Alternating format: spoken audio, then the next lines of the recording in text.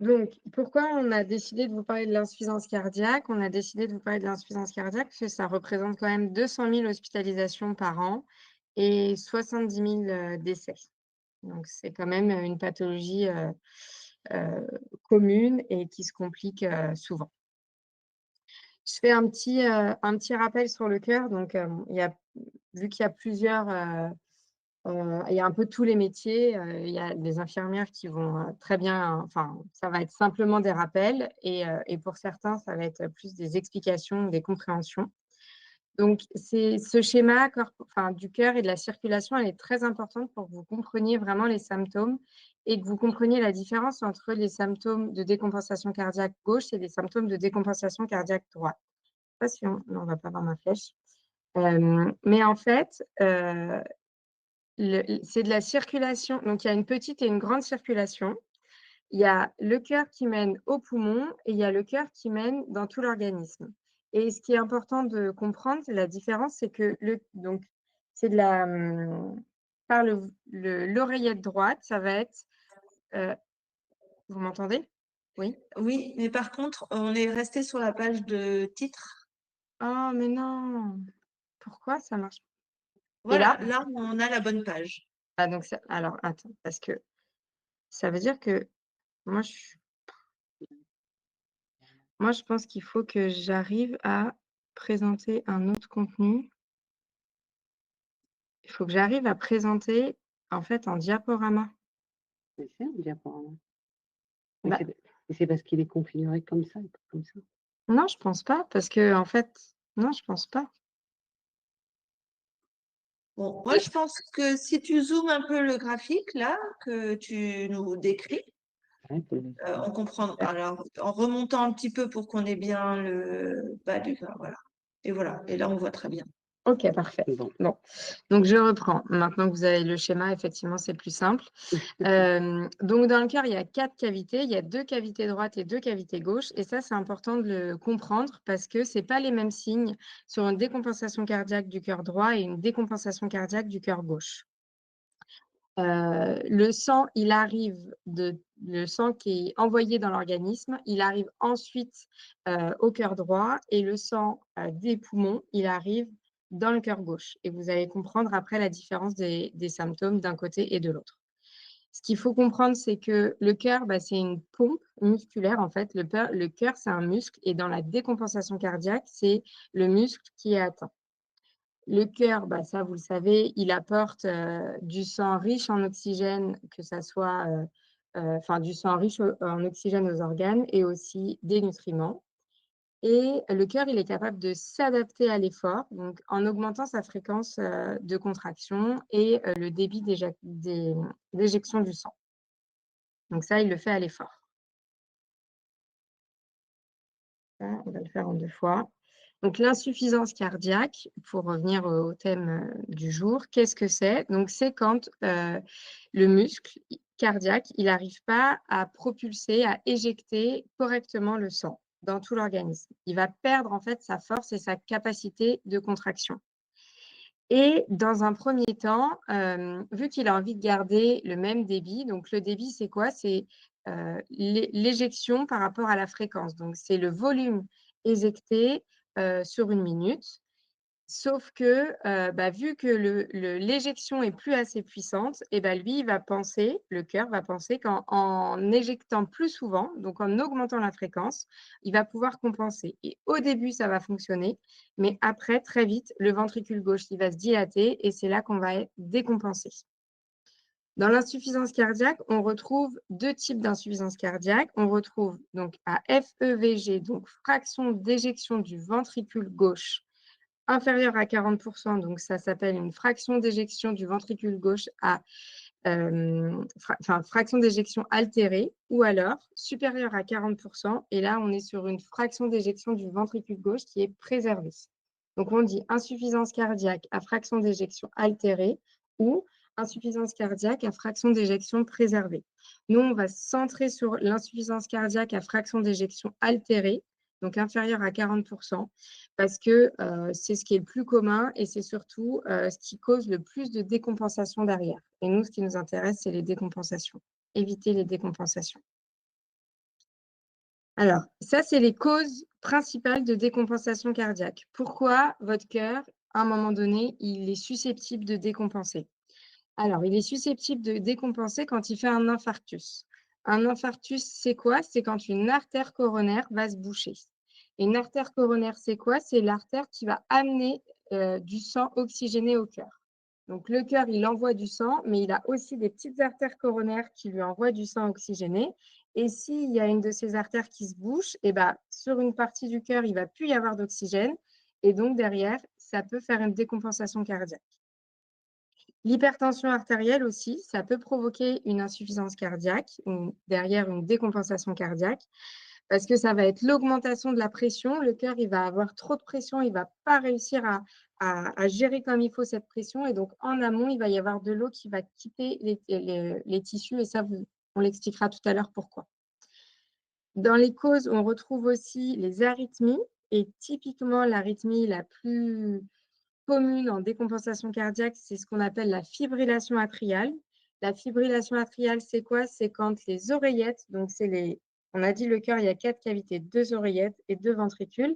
C'est quand les oreillettes ne sont pas synchronisées avec les ventricules. Quand les oreillettes battent beaucoup plus vite que les ventricules, ça fait derrière souvent une décompensation cardiaque. Et enfin, donc le cœur, toujours avec les 4 cavités, il y a aussi 4 valves. Vous avez peut-être déjà entendu, valve aortique, valve mitrale, enfin il y en a 4 en tout. Et si ces valves-là ne fonctionnent pas bien, des fois ça peut dilater les ventricules et donc provoquer une insuffisance cardiaque et aussi une décompensation cardiaque.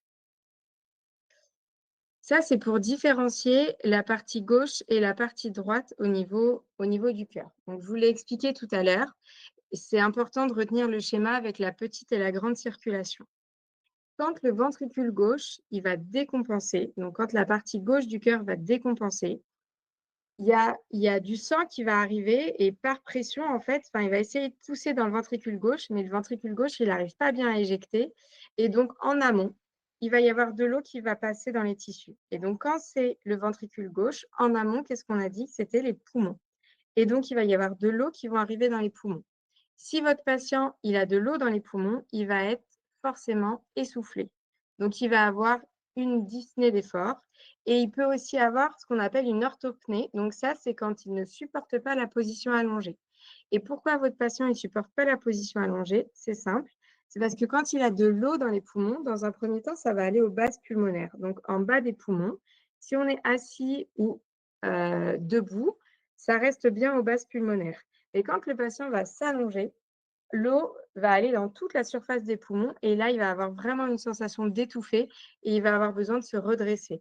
Donc, soit il va demander un oreiller supplémentaire, soit carrément, il va être mieux et il va parfois même s'endormir plus facilement assis qu'allongé. On retrouve aussi de la fatigue et de la toux. Si on a de l'eau dans les poumons, forcément on tousse et on va même tousser particulièrement après un effort. Dans la partie droite, donc si le ventricule droit n'arrive pas bien à éjecter, c'est la même chose. C'est par rapport à la grande circulation cette fois-ci. C'est en amont, il va y avoir de l'eau qui va s'accumuler, qui va descendre dans les tissus et cette fois-ci, ça va descendre dans les jambes. Comment vous savez si votre patient qui a des œdèmes, si les œdèmes sont dus à l'insuffisance cardiaque? C'est simple, les œdèmes à cause de l'insuffisance cardiaque, ça fait pas mal.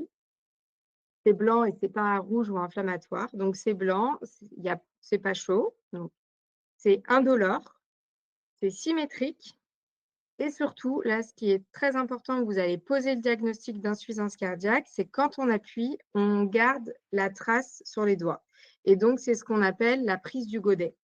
Donc, si votre patient, il a des œdèmes dans les jambes, qui sont symétriques, qui lui font pas mal, qui ne sont pas rouges, et quand vous appuyez, vous avez la trace, et ben vous avez fait le diagnostic, c'est à cause de son insuffisance cardiaque. Associé à ça, vous avez forcément une prise de poids. S'il a 2 litres d'eau, votre patient, il a pris 2 kilos très rapidement. Et donc, c'est pour ça que ça va être très important de peser un patient qui est insuffisant cardiaque. En fait, la prise de poids, c'est la seule chose qui est vraiment très objective. Tout le reste, c'est un peu difficile. Essoufflé, pas essoufflé, bon, c'est un peu subjectif. La prise de poids, là, c'est très objectif.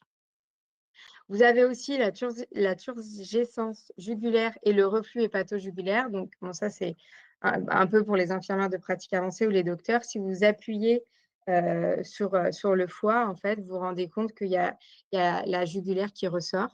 Et on retrouve aussi une hépatomégalie. De la même façon que vous allez avoir des œdèmes dans les jambes, et ben, vous allez aussi avoir des œdèmes au niveau du foie. Et donc, vous allez avoir un foie qui va être très gros et qui va se sentir à la palpation. Donc, dans l'insuffisance cardiaque à fraction d'éjection altérée, il y a 4 médicaments qui sont fondamentaux et qui font que le patient il va se stabiliser. On appelle ça les 4 piliers ou les 4 fantastiques. La première classe médicamenteuse, ça va être des antihypertenseurs. Donc, c'est important de réduire la pression pour justement que les ventricules ne ressortent pas à une pression trop importante. Et donc, on va baisser la pression artérielle, soit avec un IEC, donc type ramipril, soit avec un ARA2, type valsartan, ou alors un nouveau médicament qui s'appelle l'Entresto, qui contient un valsartan, enfin, qui contient du valsartan et du sacubitril, qui est un médicament spécial pour l'insuffisance cardiaque. Donc ça va être pour régler la tension. Vous allez aussi, l'objectif, ça va être de baisser la fréquence cardiaque. Et donc, on baisse la fréquence cardiaque avec un bêta-bloquant type bisoprolol. On va aussi l'aider à uriner, parce que plus il va être en surcharge et plus derrière, il va décompenser. Donc, on va lui mettre aldactone ou spironolactone, enfin un diurétique, pour simplifier un petit peu le travail du rein et le travail du cœur. Et dans les nouveaux médicaments, on retrouve la dapagliflozine. Ça, c'est un médicament qui initialement était pour les patients diabétiques. Et on s'est rendu compte que les patients diabétiques qui avaient ce traitement étaient protégés au niveau de leur cœur. Et donc, c'est un médicament qu'on a introduit maintenant, désormais, chez tous les patients insuffisants cardiaques. Et en cas de crise, on peut avoir un diurétique de lance type furosémide, enfin Lasix. Il y a des patients chez qui on arrive à supprimer totalement le Lasix et il y en a d'autres qui gardent quand même un petit fond pour être sûr que il n'y ait pas une nouvelle récidive. L'objectif du traitement, ça va être diminuer les symptômes. Et donc, en diminuant les symptômes, on va forcément derrière améliorer la qualité de vie. Il faut aussi diminuer le nombre et la durée d'hospitalisation, parce qu'on l'a dit, ça représente quand même 200 000 hospitalisations chaque année. Aussi, diminuer la mortalité. Donc, on va essayer de baisser en dessous de la barre des 70 000, ça serait super. Et enfin, l'objectif, c'est de ralentir la progression de la maladie. Donc, comment est-ce qu'on peut éviter une décompensation cardiaque? Déjà, il faut connaître et prendre en charge le facteur qui est déclenchant. Parce que, enfin non, c'était pas ça, c'était oui, la décompensation cardiaque, comment on la prend en charge? On prend en charge le facteur déclenchant. Donc, si c'est à cause d'une artère coronaire qui s'est bouchée, il va falloir traiter cette artère coronaire. Si c'est, comme on l'a dit, une fibrillation atriale, il faut lui donner un traitement pour traiter cette fibrillation. Si c'est une hypertension, de toute façon, il aura un traitement et ça peut aussi être une insuffisance rénale et donc là, il faut adapter le traitement. Il faut aussi faire très attention à l'adhérence du traitement pour les patients. Parce que les patients qui ont des médicaments antalgiques, ils vont beaucoup plus facilement les prendre, par exemple, parce que s'ils ne les prennent pas, derrière, ils ont mal. Donc, au bout d'un moment, ils ont compris, hein, pour ne pas avoir mal, ils prennent leurs médicaments. Pour l'insuffisance cardiaque, c'est beaucoup plus subtil que ça et le patient qui ne prend pas ses traitements plusieurs jours ou plusieurs semaines de suite n'est pas susceptible de décompenser derrière et donc il va le prendre une fois sur 2, une fois sur 3, de temps en temps quand il y pense et c'est vrai que c'est très compliqué de leur faire comprendre l'enjeu et le fait que les traitements, oui, si vous ne les prenez pas une journée, vous vous en rendez pas compte, mais c'est quand même important de les prendre tous les jours et de les prendre à horaire fixe, enfin plus ou moins régulière, et ça évite les décompensations. Et ce qu'il faut aussi faire attention, c'est au régime hyposodé. Donc, chez les patients âgés, on fait évidemment surtout attention à la dénutrition, mais ce qu'il faut, c'est pas que le patient mange trop salé. Pourquoi? Parce que le sel empêche l'eau d'être éliminée. Donc, s'il y a trop d'eau derrière, forcément, il va y en avoir dans les poumons ou dans les jambes. Et donc, on va limiter les aliments trop riches en sel, mais je crois qu'on en parle juste après. Voilà. Donc ça, c'est vraiment les symptômes qu'il faut surveiller. L'essoufflement, la prise de poids, les œdèmes et la fatigue. Il y a un moyen mémotechnique, c'est EPOF. Ça, en tant que soignant, vous êtes en première ligne et vous devez surveiller et apprendre ça par cœur. Si c'est vos patients insuffisants cardiaques, c'est vraiment ce qu'il faut retenir aujourd'hui. Essoufflement, prise de poids, œdème et fatigue. Ça, c'est les 4 symptômes susceptibles pour votre patient insuffisant cardiaque. Donc, je le disais tout à l'heure, dans les mesures hygiéno-diététiques, par rapport au régime, avant, on était très exigeant sur le moins de 4 grammes de sel par jour. Aujourd'hui, on est plutôt à 4 à 6 grammes de sel, en faisant encore une fois attention pour les patients âgés à ne pas rentrer dans la dénutrition qui serait encore plus grave que l'insuffisance cardiaque. Et comment on reste enfin, comment vous pouvez être vigilant par rapport à vos patients, vérifier qu'ils sont à moins de 6 grammes de sel par jour. En fait, ce qu'il faut, c'est qu'ils connaissent les aliments qui sont trop riches en sel, comme la charcuterie, le fromage, les fruits de mer, le pain, surtout le pain blanc, c'est très salé. Donc, nous, ce qu'on conseille aux patients, c'est pas de baguette, plutôt du pain complet que vous avez tranché. On leur dit même qu'ils peuvent le mettre au congélateur et sortir juste une tranche pour le repas. Parce que le problème avec la baguette, c'est quand on la commence, on ne sait pas quand on la termine. Au moins, si on congèle du pain complet et qu'on sort une seule tranche, on sait qu'on est raisonnable au niveau de la quantité de sel. Évidemment, tous les aliments industriels déjà préparés, les conserves, le sel, c'est un conservateur. Donc forcément, dans les conserves, il va y avoir trop de sel. Donc on préfère aller au marché et cuisiner, c'est sûr. Les sauces toutes prêtes et l'eau gazeuse. Et ça, c'est vrai que l'eau gazeuse, c'est un point d'interrogation pour beaucoup de patients qui disent: «Mince, comment je vais faire?» On leur conseille la Salvetta. Parce que la Salvetta, c'est une eau gazeuse qui n'est pas plus riche en sel qu'une eau plate. Donc, pour le coup, il n'y a pas de limite sur la Salvetta, mais toutes les autres sont trop salées. Et quelque chose aussi que les patients ont tendance à oublier, qui est très salé aussi, c'est les olives. Il faut vraiment limiter les olives.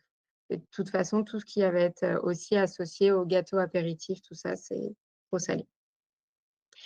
Ce qu'on conseille aussi, et j'ai cru comprendre qu'il y avait une kiné, donc ça c'est top, c'est l'activité physique, comme la marche, mais pas que, hein. Les kinés, il peut y avoir plein de choses. Évidemment, en dehors des décompensations, parce que sinon ça va accentuer la décompensation. Et quand le patient va bien et qu'on sait qu'il a une insuffisance cardiaque, qu'il a ces 4 traitements, ces 4 piliers, qu'il le tolère bien et que tout va bien, il faut qu'il ait une activité physique régulière pour 2 raisons. La première raison, c'est que, comme on l'a dit, le cœur, c'est un muscle. Donc, plus il va continuer à faire son activité physique, plus il va continuer de muscler son cœur et ça va éviter les décompensations ensuite. Et la deuxième raison, c'est parce que les premiers symptômes, notamment l'essoufflement, ça apparaît à l'effort. Et ça sera tout de suite moins grave pour un patient qui est essoufflé au bout de 15 minutes de marche que chez un patient qui est essoufflé pour aller dans sa salle de bain. Donc, voilà, il faut vraiment maintenir l'activité physique des patients quand ils vont bien. J'ai insisté tout à l'heure, mais je continue sur le fait qu'il faut peser régulièrement le patient parce qu'encore une fois, dans l'essoufflement, la prise de poids, les œdèmes et la fatigue, le seul critère qui est très objectif, c'est la prise de poids. Donc il faut se peser minimum 2 fois par semaine et une prise de poids rapide, c'est rien d'autre que de l'eau. C'est pas le patient qui a dit: «Oui, mais c'est parce que j'ai mangé chez ma fille». Oui, il a mangé chez sa fille, mais il a sans doute mangé trop salé. C'est pas parce qu'il a mangé trop gras, c'est parce qu'il a mangé trop salé et donc du coup, il a eu beaucoup d'eau, qu'il a pas réussi à éliminer et derrière, il est en train de décompenser. Donc 2 à 3 kilos en quelques jours, faut absolument appeler le médecin traitant ou appeler le cardiologue. Voilà, nous arrivons à la fin de ce webinaire qui nous a été magistralement présenté par Manon. Et donc, j'espère que vous avez eu beaucoup d'informations. Moi, en tout cas, j'ai appris beaucoup de choses. Et donc, le but de ce webinaire, c'est vraiment de faire prendre conscience à tous les professionnels qu'ils doivent faire attention à ces signes. Donc, voici le petit panneau qui résume un petit peu le plus important. La première chose, c'est repérer, hein, repérer les signes de l'insuffisance. Donc, on a cet acronyme EPOF, essoufflement, poids, œdème et fatigue. Et puis, évaluer par la prise de poids, la pesée, hein, ça c'est Je pense que ça a été bien répété et bien sûr prévenir. Alors si vous êtes le médecin, vous êtes tout de suite prévenu, tant mieux, mais si vous êtes, un paramédical, un kiné ou, l'infirmière, il faut vraiment avoir, dans vos tablettes, le médecin traitant et pouvoir prévenir assez vite. Voilà. Un dernier petit panneau, vous avez un QR code que vous pouvez scanner où vous retrouverez ce livret si vous en avez besoin et si vous voulez le télécharger. Est-ce que vous avez des questions? Comment on peut faire pour que ce contenu, cette vigilance soit développée sur le territoire? Bah, EPOF, est déjà assez connu. Il y a des Ouais, il y a des campagnes de il y a des plus en plus, campagnes de fait. ça passe à la télé, mais bon, après, enfin, ce qui est important, je pense quand même, c'est de savoir que tout le monde a un rôle important à jouer, que ça soit les kinés avec l'essoufflement, que ça soit les auxiliaires de vie en mettant les chaussures. Enfin, si un jour, le patient il n'arrive plus à rentrer dans ses chaussures ou dans ses chaussons ou qu'on n'arrive plus à lui mettre correctement ses chaussettes, c'est probablement qu'il a Exactement. des œdèmes et donc il faut regarder, est-ce que les œdèmes sont symétriques et est-ce que quand j'appuie, ça lui fait mal et est-ce que ça garde, ça ça garde la trace du doigt et donc est-ce que ça prend le godet? Et c'est pour ça que, ben, c'était important d'avoir, plusieurs professionnels, enfin de tous les métiers en fait, parce que je pense que chacun a vraiment son rôle à jouer dans la prise en charge des patients insuffisants cardiaques et plus vite on alerte, plus vite le médecin il arrive à traiter le patient en ville. Alors que nous, on en hospitalisation pourquoi j'ai commencé à sensibiliser un petit peu? Parce que j'ai des patients en hospitalisation qui arrivaient, qui avaient pris 17 kilos et personne s'en était inquiété et 17 kilos, bah, chez un patient, de 80 ans, ça fait très, très, très, très mal derrière. Alors que si dès le début, il y avait quelqu'un qui avait fait un petit peu attention et bah, ça aurait pas été aussi fatal que ça. Donc voilà, je pense que chacun a son rôle à jouer et en connaissant les signes, l'objectif, c'est que vous compreniez pourquoi vous surveillez ces signes. Comme ça, derrière, bah, vous évitez un passage, à l'hôpital à votre patient et ça a pas de prix. J'ajouterais que c'est pour J'ai ça une qu'on a fait question. un pardon, allez-y. Oui, excusez-moi. Alors, en fait, là, on parle des patients de quel âge à peu près que vous... Alors, il y a pas d alors, à partir de 60 ans, il y en a de plus en plus, mais il y a pas d'âge pour être insuffisant cardiaque.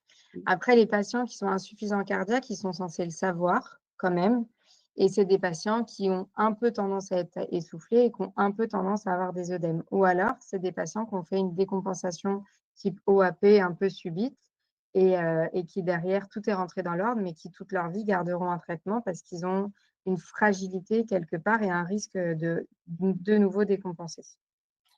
Donc, est-ce que c'est pas important que ces livrets soient disponibles pour enfin, pour tout le monde? Je veux dire, surtout les hommes et les femmes qui sont actifs encore dans le monde Ouais, professionnel, bien qui sûr. font beaucoup d'activités, et les femmes qui sont en phase, enfin, qui passent par le période de la ménopause, qui font, surtout les femmes qui font pas, nous, on fait pas très attention. Beaucoup de fois, on donne toujours les petits signes, ça passe toujours, ah, c'est rien, et on va regarder toujours le mari, les enfants, on va aider les voisins. Et c'est vrai qu'il y a une tendance. Moi, je travaille avec beaucoup de femmes et je vois qu'il y a toujours tendance à se laisser passer en deuxième plan Mmh. et pas être vigilant avec ces signes. Est-ce que ce ne serait pas important voilà, que cette information soit passée vraiment, je ne sais pas moi, avec des livrets dans les restos, enfin, sur le lit, je veux dire, à la mairie, que ce soit disponible pour que les gens puissent avoir accès. Oui, euh, Oui, oui, oui, oui, avec plaisir, bien il faut sûr. le Oui, communiquer oui. à tous, hein. Oui, bien Mmh sûr. mh. Mmh. C'est bon. Ouais, vous avez raison.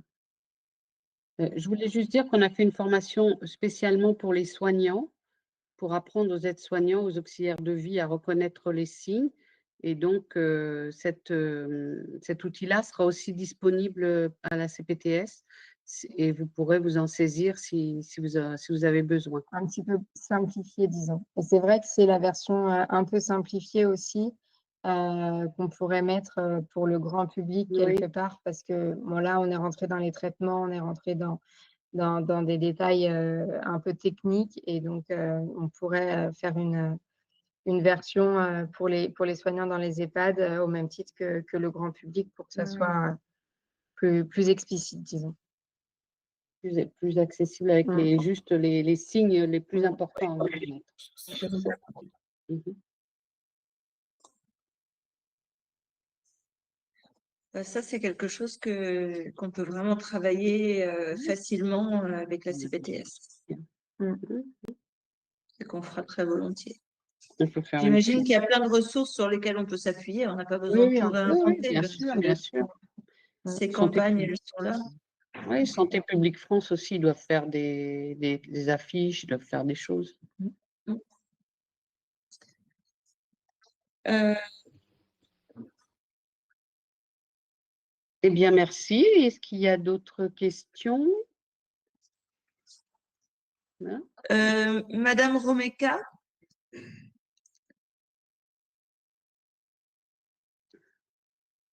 Oui, je suis là, je vous entends. oui, je me demandais pour vous, dans votre métier de tous les jours, est-ce que ça vous aiderait quand, je sais pas, une petite fiche, juste une avec les éléments clés ou est-ce Oui, que j'ai essayé de télécharger la brochure Oui. et puis j'ai filmé parce que là, depuis tout à l'heure, je suis en train de filmer les points, voilà, pour D'accord. bien mémoriser après. Et puis voilà, normalement, j'ai déjà eu, au cours de mon expérience dans le travail, j'ai déjà croisé un cas similaire où au niveau des chaussures, franchement, c'était très important parce Oui. qu'il n'arrivait plus à mettre ses chaussures Oui.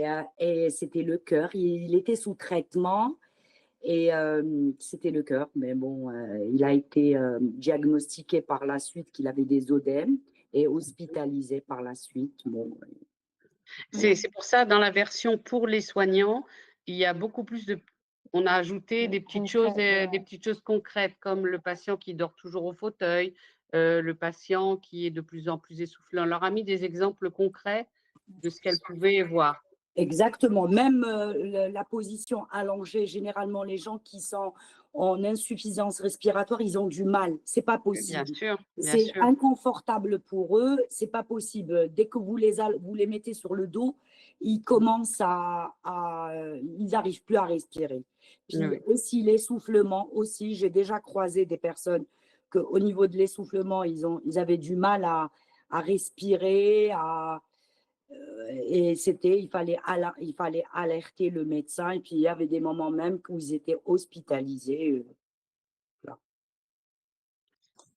Il n'y a pas de souci. Les outils seront disponibles si vous en avez besoin. Et même, là, ça passe, c'est pas très loin de l'hôpital Quilfort. Donc, on avait notre bureau chez vous il n'y a pas si longtemps que ça, donc on connaît bien. Donc, je viendrai vous dire un petit bonjour et je vous passerai tous ces outils. D'accord. Oh, eh ben, écoutez, parfait, parfait. très bien, c'est parfait. J'ai entendu, moi, l'histoire des traitements, des 4 fantastiques. Est-ce que parce que le labo me disait, en fait, il y a quand même une prescription qui est pas systématique d'association de traitements.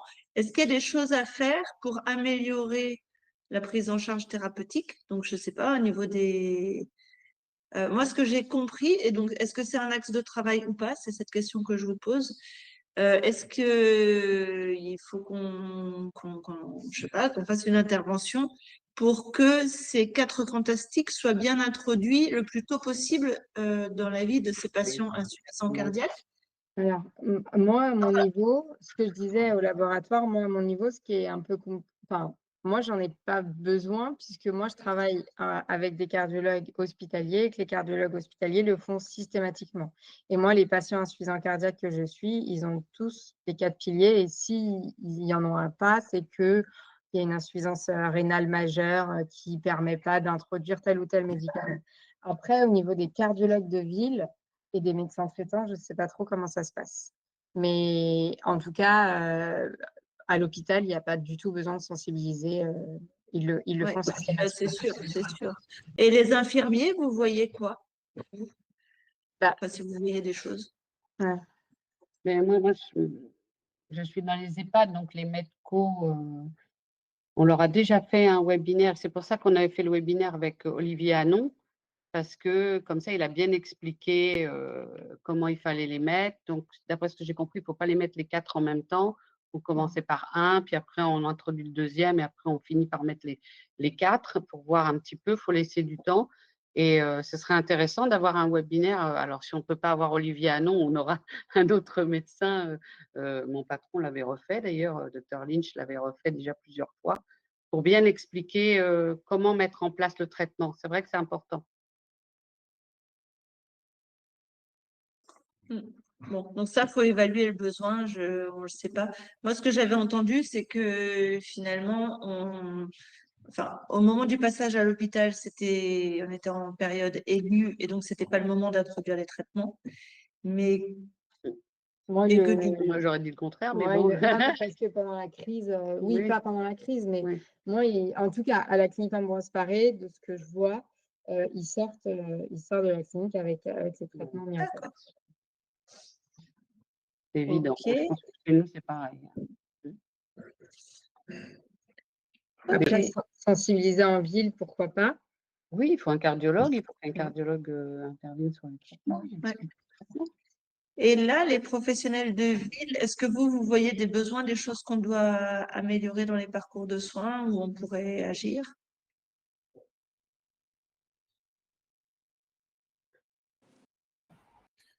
Écoutez, moi, je reçois beaucoup de patients un peu, voilà, qui sont quand même déjà, j'ai été pris en charge déjà par leur médecin. Donc, je suis très attentive à toutes les signes parce que déjà, c'est un thème que j'aime beaucoup. J'aime beaucoup. Donc, mais je pense qu'il faut informer plutôt, manquer un petit peu plus d'informations au niveau vraiment à la maison, parce que quand ils arrivent, en tout cas pour moi, je suis attentive à certains signes, mais ces patients, ils prennent des vacances, il est beaucoup à la maison, et il peut avoir des compensations à la maison. Et des fois, c'est sans venir une semaine, 2 semaines, et il faut peut-être que ce soit la famille qui arrive à connaître, à savoir est-ce que c'est normal ou pas, d'avoir les pieds qui sont très gonflés, d'avoir ce soufflement assez soudain. Donc, je pense qu'il faut, voilà, qu'il faut plus d'informations hein, au grand public. Ok. Donc, pensez aux aidants, à la famille, et puis ben, là, on a pensé aux aides-soignants. Ok. D'autres choses? Et sinon, on se sépare là. Moi, c'est bon. Merci, merci beaucoup. À bientôt. Merci Tous. beaucoup. Et je ferai suivre le document. Super. Merci beaucoup. Merci beaucoup. Voilà. Au revoir. Au revoir là.